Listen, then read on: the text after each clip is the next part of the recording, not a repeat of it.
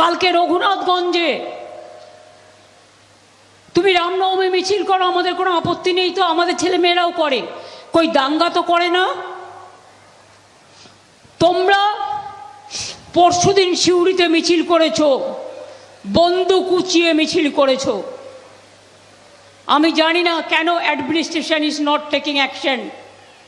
আপনারা আমাকে দোষ দেবেন না, আমার থেকে সব কেড়ে নিয়েছে, সব নিজেদের মতো অফিসার রিক্রুট করেছে, উকুন বাছার মতো বিজেপির লোক দেখে দেখে বাঁচছে। ওরা জানে না যতই বাঁচো বাংলায় আমরাই থাকবো, এবং আমরা চাই সবাই নিরপেক্ষভাবে কাজ করুক। তুমি আমার হাত থেকে লোক সরিয়ে দিয়ে রঘুনাথপুরে কালকে দাঙ্গা করেছো, বিজেপি করেছো তুমি, তোমার লজ্জা থাকা উচিত। সেই জন্যই সবাইকে সরিয়েছো, যাতে দাঙ্গা করা যায়। রঘুনাথগঞ্জের দোকান ভেঙেছো, লুটপাট করেছো।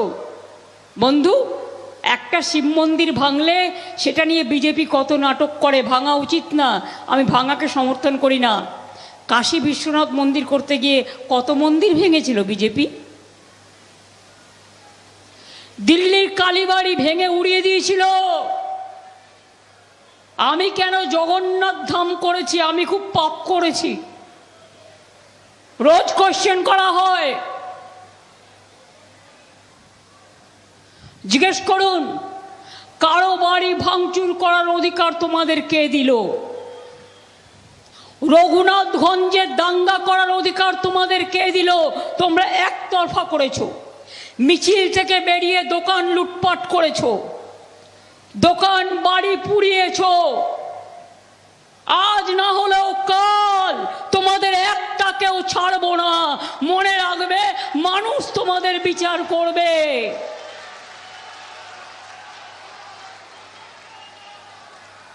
আমি দুঃখিত, আমি ক্ষমা চাইছি বেহালায় সেই সব দোকানদারদের কাছে।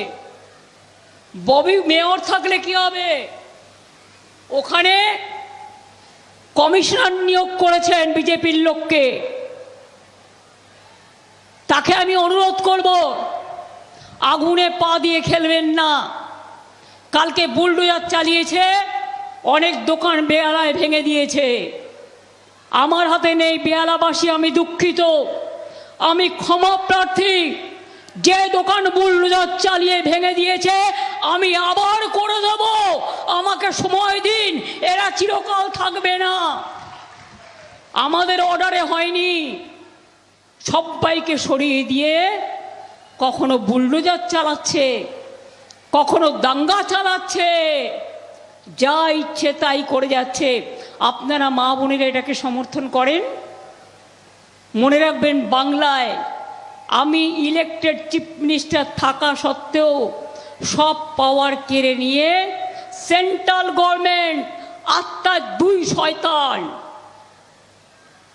নাম বলার প্রয়োজন নেই, মিলে অত্যাচার করে যাচ্ছে বাংলার মানুষের ওপরে। ওরা চায় বাংলার রাজ্যটাই উঠে যাক।